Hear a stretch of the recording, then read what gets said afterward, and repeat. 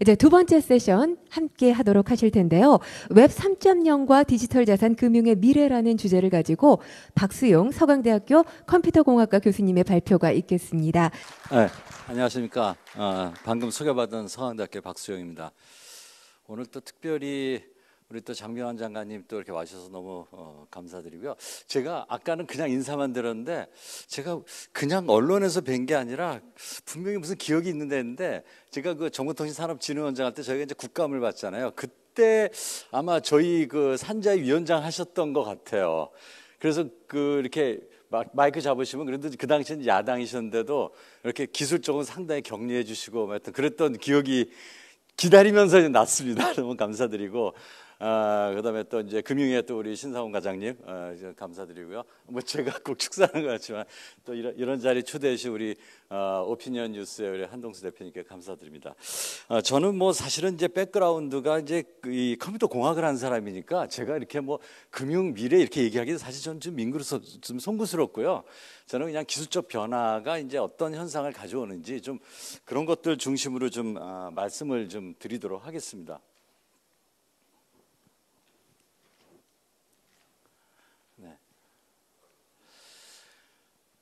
뭐 이제 저희들은 특히나 이제 우리 IT 하는 사람들은 이 세상은 이제 두 개의 세상으로 이제 이루어져 있다 이런 얘기를 많이 합니다. 하나는 여기 있는 것처럼 그냥 서로 저희들이 이제 대면하고 있는 이런 실세계가 있고요. 또 하나는 아마 제가 이제 소개됐을 때 어떤 분들은 이제 네이버로 박수용 누구지 뭐 이렇게 해보신 분들도 계실 것 같아요. 그런 어떤 그 이 디지털 세상 이 두 세계가 이제 공존을 하고 있는데. 이전까지만 해도 이 사실 디지털 세상은 실세계의 업무를 뭔가 좀 편리하게 해주고 뭔가 자동화시켜주는 어떤 보조적 수단의 세상이었어요. 그래서 이렇게 기업에서도 보면은 뭐 IT 부서 그러면 되게 이렇게 지원 부서잖아요. 그래서 현업을 지원하고 뭐 이런 역할을 했었죠. 그런데 이제 뭐 요즘 얘기하는 4차 산업혁명이다 여러 가지 디지털 기반의 혁신들이 일어나면서 점점점 이 실세계의 경쟁력이 디지털 세상으로 넘어가고 있고 디지털 세상에서의 경쟁력이 곧 실세계의 경쟁력을 우지좌지하는 뭐 이제 이런 현상들이 이제 나타나는 것 같아요.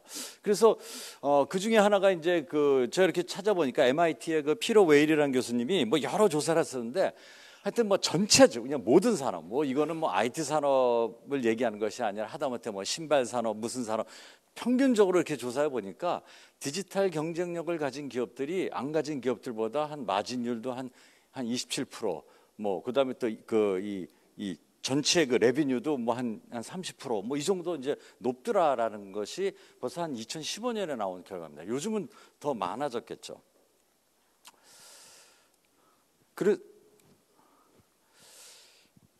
그렇게 이제 디지털 세상이 점점점 중요해지고 있는데 이런 변화를 갖다 우리는 이제 뭐 디지털 대전환의 시대다, 뭐 디지털 혁신의 시대 이렇게 얘기하는데 저희가 너무 잘 알고 있지 않습니까? 이런 디지털 대전환의 시대에 이 디지털로 전환하는데 잠깐 삐끗했다가 아주 그냥 큰 코 다친 대표적인 기업을 우리가 이제 코닥을 많이 얘기하잖아요. 코닥은 뭐 아시다시피 전 세계 어디를 가나 다 코닥 필름 다 이렇게 코닥이라는 사인들이 있었는데 사실은 또 코닥이 세계 최초로 디지털 카메라도 발명했어요. 그런데 지금의 수입이 워낙 괜찮으니까 지금 뭐 필름 파는 게 워낙 괜찮으니까 이 디지털 이거 오겠어라고 조금 주춤한 사이에 밖에서는 벌써 이 디지털 카메라로 변화가 시작됐고 그래서 코닥은 사실 2012년에 그냥 폐업했죠. 그냥 거의 뭐 쫄딱 망한 아주 대표적인 사례. 그 외에도 뭐 저희가 아는 뭐 여러 가지 그 보도스라는 미국 그 전체 그 책방을 가지고 있는 그런 체인이라든지 또 뭐 블록버스터 같은 그 미국의 그 이 영화 이 가정들의 영화를 보급했던 그런 블록버스터 이런 기업들이 이 디지털 전환에 실패하면서 이 그 망했던 사례는 뭐 너무나 많은 거죠.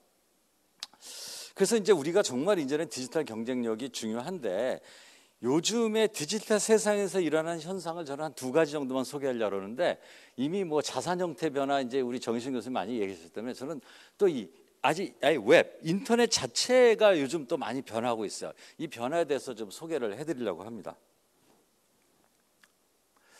그 변화는 바로 이 웹 3.0의 등장이에요. 우리 이제 인터넷이 이 웹, 우리가 사용하는 이 웹이라는 것이 이제 이 기술이 이제 1990년에 나와서 점점점 이제 진화했는데 초창기의 그 이 인터넷 기술 웹 1.0의 시대는 그냥 일방향성의 어떤 그 소통의 기술이었어요. 그래서 누가 뉴스를 올리면은 다른 사람이 거기서 뉴스를 읽어가는 어떤 일방향성의 어떤 기술이었죠.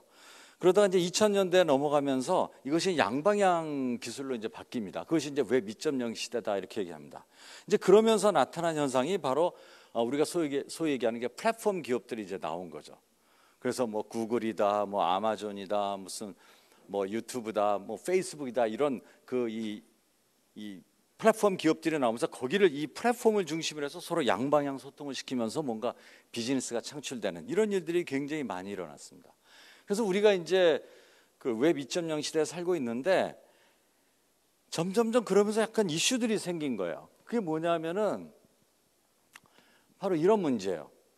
이 플랫폼을 제공하는 기업들이 이 사람들이 여기 모이기 시작하니까 점점점 공룡처럼 커가고 있고 이 플랫폼 기업들이 자기의 영역을 주장하기 시작했고 그 안에서 발생한 여러 가지 데이터나 모든 이득들을 자기네들이 다 독식하는 그러한 현상들이 일어나고 있죠. 그래서 이거 갖다가 뭐 월 오브 가든이라는 그 카툰으로도 이제 보여주고 있는데 각각이 자기 울타리를 다 쳐놓은 거예요. 여긴 내 영역.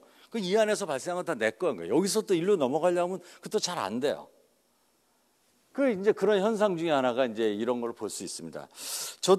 제가 이제 멜론을 주로 많이 이제 음악 들을 때 쓰는데 그 멜론 계속 쓰다 보면 좋아요. 왜냐하면 제가 이제 듣던 노래들도 얘가 다 알고 제가 또 구매했던 노래들도 다 아니까 아침에 딱 하면 벌써 뭐 추천 음악도 나오고 또 뭐 수용님을 위한 무슨 맞춤형 뭐 이런 거 나오고 그러니까 되게 편리하긴 해요. 그런데 가만 보니까 뮤직복스라는 그 또 음원 서비스 플랫폼이 뭐 가격도 싸고 또 제가 좋아하는 취향의 노래들도 많아요. 그 제가 뮤직복스로 그럼 옮기고 싶어요. 근데 뮤직복스로 갈아타는 순간 뮤직복스는 저를 압니까? 저는 새로 시작해야 되는 거야. 근데 제가 사실 멜론에서 그렇게 많이 곡을 구매하고 다 제가 그런 행위를 했던 그 행위의 데이터는 사실은 제 거잖아요. 제가 다 한 거잖아요. 그러나 멜론이 다 가지고 있고 절대 안 주죠. 그러니까 저는 또 뮤직복스 가서 새롭게 또 뭐 해야 되니까 이거 잘 갈아타는 것이 쉽지도 않고 뭐 이제 그런 이슈들이 생깁니다. 그래서 이 빅테크 기업들이 이제 거대해지고 말이죠. 독점화하고 이런 단절화시키는 이제 그런 현상들이 일어나고 있는데 그것들에 대해서 이제 점점점 반감을 갖고 새로운 무브먼트가 일어나고 있는 거예요. 그것이 바로 이제 웹 3.0이다 이렇게 말씀드릴 수 있겠고 그래서 저는 웹 3.0은 유저를 중심으로 한 인터넷이다 이렇게 말씀드리고 싶어요. 유저 센트릭 인터넷이다. 그러니까 지금까지는 말이죠. 여기 있는 것처럼 2.0은 플랫폼을 중심으로 사람들이 이렇게 모이는 거예요. 그런데 이제는 나를 중심으로 플랫폼들이 모이는 그러니까 유저가 중심이 돼서 내가 행위했던 데이터들 다 내 것이고 내가 나를 증빙하고 나한테 이제 필요한 서비스들이 맞춰서 오는 이제 그런 인터넷으로 변하고 있다. 이것이 웹 3.0이다. 이렇게 말씀드릴 수가 있겠습니다. 그래서 제가 이제 웹 3.0의 어떤 특징들을 조금 몇 가지를 말씀드리고 싶어요. 첫 번째, 웹 3.0이 되면은 이 사용자는 자기 스스로를 자기가 그냥 증빙할 수 있어요. 그러니까 이제까지는 너가 이 서비스 받을 사람 맞아? 이거는 다 여기 있는 것처럼 다 플랫폼에 내가 이제 접속해가지고 그 플랫폼에 알고 있는 유저네임 치고 그 패스워드 치면은 플랫폼이 보고 너 맞네 그렇게 썼잖아요. 이거는 플랫폼을 중심으로 한 2.0의 방식이에요. 근데 3.0은 내가 나 이런 사람이야. 나 이런 사람이야. 너 서비스 받을래? 너 서비스 들어갈까? 뭐 이렇게 이제 변할 수 있다는 거죠. 그래서 여기 있는 것처럼 이 어떤 구글을 통해서 한다 이런 것이 아니라 내가 나 스스로를 증빙한다. 그러면 이제 어떤 것들이 가능하느냐? 제가 아까 이제 멜론 예하고 좀 비슷한 건데 제가 그 현대백화점에서는 1년에 그래도 한 5천만 원씩 사는 아주 빅바이어예요. 근데 제가 롯데백화점에 웹 서비스에 들어가는 순간 롯데백화점은 저를 모르잖아요. 그런데 롯데백화점한테 내가 너 1년에 현대백화점에서 5천만 원씩 구매했던 사람인데 내가 너한테 접속할까? 롯데는 웰컴이죠. 그러면 받아야 되잖아. 이제 그런 것들이 가능하죠. 내가 내 자신을 스스로 증빙. 근데 그럼 어떻게 믿느냐? 이제 그런 이슈가 생길 수 있잖아요. 내가 이런 사람을 어떻게 믿느냐? 블록체인에서 해결해 주는 거죠. 여러 가지 이제 기술적 이슈는 있지만은 블록체인에서 가능합니다. 또 하나는 그러다 보면 어떤 것들도 가능하냐면 우리가 이제 예를 들면은 이렇게 편의점에서 뭐 어떤 그 이제 술을 살 때 그 이제 중고등학생들인지 아닌지를 이제 미성인지 아닌지를 그 확인하기 위해서 주민등록증을 이렇게 다 보잖아요. 근데 그러면 나는 사실 생년월일이 나이가 넘다는 것만 보여주면 되는데 이거 보여주는 순간 내 주소니 뭐니 다 드러나는 거잖아요. 그러나 이제는 나 20세 넘은 사람이야 라고 증빙할 수 있고 여기서는 딱 블록체인 확인하고 20세 넘네. 그것만 알고 확인하고는 이제 술을 팔 수 있는 거예요.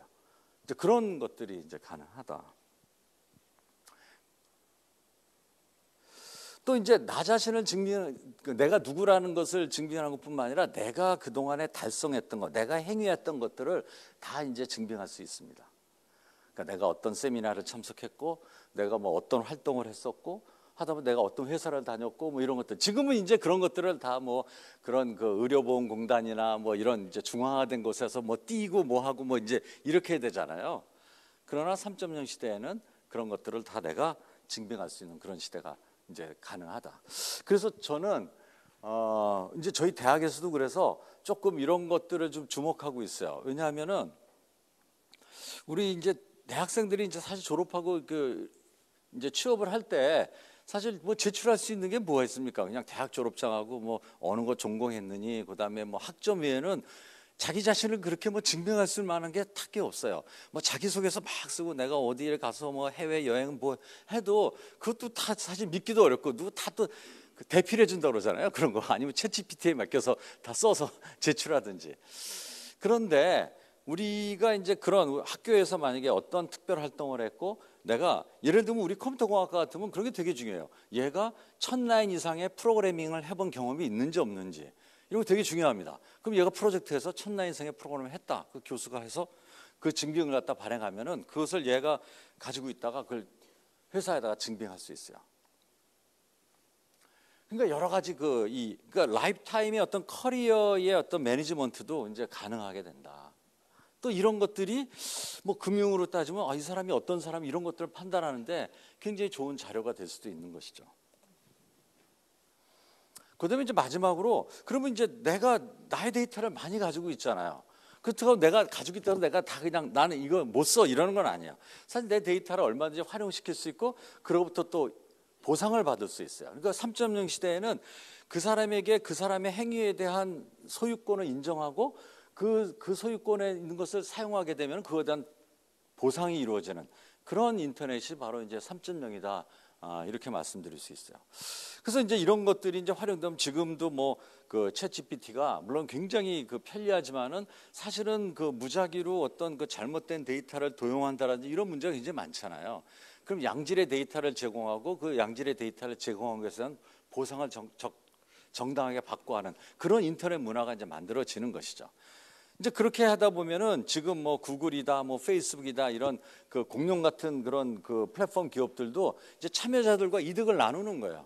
이제 그런 어떤 인터넷으로 변화할 수가 있다 이렇게 말씀드릴 수가 있겠어요. 그래서 저는 이 3.0 시대로의 전환이 또 우리에게는 새로운 어퍼튜니티를 좀 줄 것이다 이렇게 생각합니다. 그러니까 이제까지는 이 빅테크 기업들을 어떻게 할 수가 없었어요. 얘네들이 워낙 이제 크게 딱 차지하고 있었으니까. 그러나 이제 점점점 이제 크랙이 가기 시작하는 거죠. 이제 3.0 시대로 넘어가고 있고 이 넘어가는 전환의 시대에 우리가 어떻게 이니셔티브를 잡느냐가 우리 미래에 굉장히 중요할 것이라고 생각합니다. 제가 몇 년 전에 그 한국경제에 기고한 글의 제목이 있어요. 그게 뭐냐면은 신플랫폼 전쟁의 시작이다라는 글을 기고한 적이 있어요. 그 내용은 뭐냐면은 우리가 2.0에서 3.0으로 지금 막 넘어가고 있는데 이때 우리가 그러니까 새로운 플랫폼 전쟁이 시작되는 거야. 2.0에 페이스북이 있다 그러면은 뭐 3.0에는 뭐 다른 3.0 기반의 다른 서비스가 이게 얘네들이 지금 경쟁을 시작하고 있어요. 뭐 구글이 있다면 브레이브라는 서비스가 있고. 그러나 얘네들은 굉장히 미약하죠. 그럼 미래는 어떻게 될지 몰라요. 근데 이제 제가 예를 든 것은 우리가 2.0 넘어갈 때 굉장히 좋은 기회들이 많이 있었어요. 예를 들면 말이죠. 우리 뭐 지금 다 그 페이스북 쓰고 있지만은 페이스북보다 3년 먼저 우리나라에서는 벌써 젊은 사람들이 자기 방 만들고 거기다 벽지 바르고 음악 해주고 이런 서비스 이미 쓰고 있었어요. 그게 뭡니까? 여기 계신 연령대면 다 아실 거예요. 그렇죠? 뭡니까 그게? 그렇죠. 싸이월드 있었잖아요. 싸이월드가 페이스북보다 3년 먼저 시작했어요. 근데 우리가 그 싸이월드를 이 글로벌화 시키지 못하고 여러 가지 뭐 이슈가 많았어요. 그때도 뭐 개인정보 보호 이슈도 있었고 뭐 여러 가지. 하여튼 지금 우리가 다 페이스북 쓰잖아요. 여러분 이 에스토니아라는 나라가 있습니다. 크지 않은 나라야. 그런데 여기가 굉장히 디지털 굉장히 앞서가고 있어요. 에스토니아가 굉장히 자랑스럽게 생각하는 회사가 있어요. 이게 바로 스카이프라는 회사입니다. 이 스카이프라는 회사는 인터넷으로 무료로 전화를 쓸 수 있다는 아주 그 단순한 아이디어를 가지고 인터넷 무료 전화 서비스 만든 회사예요. 이 회사가 나중에 마이크로소프트에 무려 8억 달러에 이제 팝니다. 그러니까 에스토니아로서는 굉장히 자랑스러운 기업이죠. 그런데 그것도 제가 조사해보니까 너무나 공교롭게도 그 스카이프가 나오기 3년 전에 우리나라에서는 이미 인터넷으로 무료 전화하는 서비스가 이미 있었어요. 혹시 아세요? 요거는 잘 모르시더라고. 다이얼패드라는 서비스가 있었어요. 다이얼패드. 새로운 정보통신.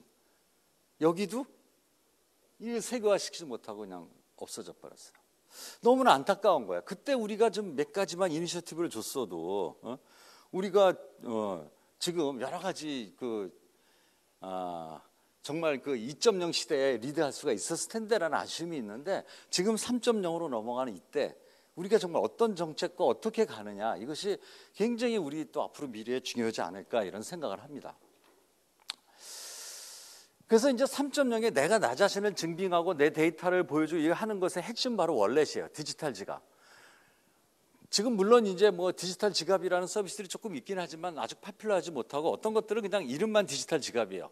이제 순수하게 제가 말씀드리는 3.0 의미의 디지털 지갑이 아닌데 이제 미래에는 다들 디지털 지갑들을 다 가지고 있을 것이고 거기에는 나를 증빙하는 우리 지갑하고 똑같은 거예요. 신분증도 있고 뭐 페이먼트 메소드도 있고 자산도 있고 거기다가 나를 증빙한 여러 가지 데이터들이 거기 다 들어가 있을 것이다 이렇게 생각합니다. 그래서 우리가 이 지갑을 어떻게 이제 우리가 정말 이니셔티브를 잡느냐 이거 굉장히 중요하고요. 자산도 마찬가지인 것 같아요. 자산도 지금 디지털화되고 있잖아요. 그래서 뭐 우리 많이 알고 계시다시피 이제 실세계 자산들이 다 지금 디지털 세계로 넘어오고 있습니다. 그 중에 제가 재미있게 보는 것이 뮤직하우라는 서비스예요. 그냥 우리가 뭐 부동산 이런 거는 이 샌드박스로 몇 가지 사례가 있는데 여기도 굉장히 재미있어요.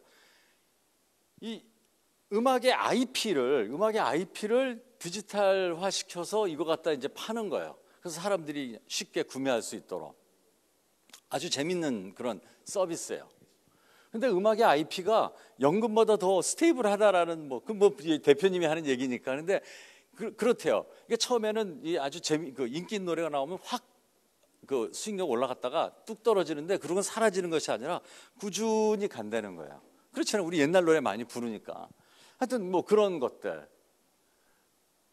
그 다음에 또 세상에는 없던 디지털 세상에서 만들어진 자산도 있어요. 이런 것들이 이제 NFT, 콜렉터블 이런 거죠. 이 원숭이들 뭐 옛날에 많이 예시로 나왔잖아요.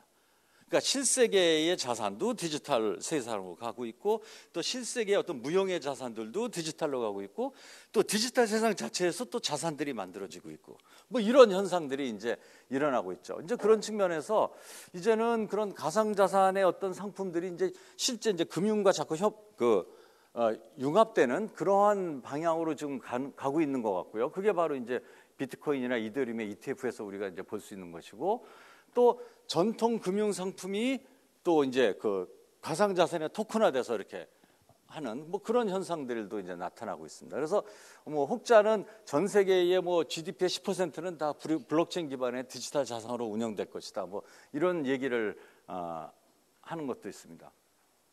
앞으로 저는 제가 바라기는 아마 점점점 이제 이런 지금은 그러나 이제 가장 큰 이슈가 이제 규제 이슈가 있죠. 각 나라마다 사실 이게 새로 없던 것들이니까 이제 정부에서는 굉장히 좀 이제 여러 각도로 면밀하게 신중하게 보고 있는 것 같아요. 그러나 미래에는 점점 규제는 완화되고 상품은 굉장히 다양화되고 또 이것을 기반한 기술 경쟁은 굉장히 심화될 것이다. 우리가 이제 이러한 시대에 우리가 어떻게 이제 하느냐가 굉장히 이슈인 것 같고 그래서 이제 4차 사회혁명으로 촉발된 우리 디지털 경제의 디지털 자산은 굉장히 이제 가치의 표준이 될 것이고, 뭐 디지털 자산화 되면서 이제 가치 거래 효율화도 가능하고 분할 소유, 뭐 비유동 자산의 유동화 굉장히 빨라지잖아요. 이제 디지털화 되면은 또 프로그래밍이 가능한 자산, 뭐 이것도 가능합니다.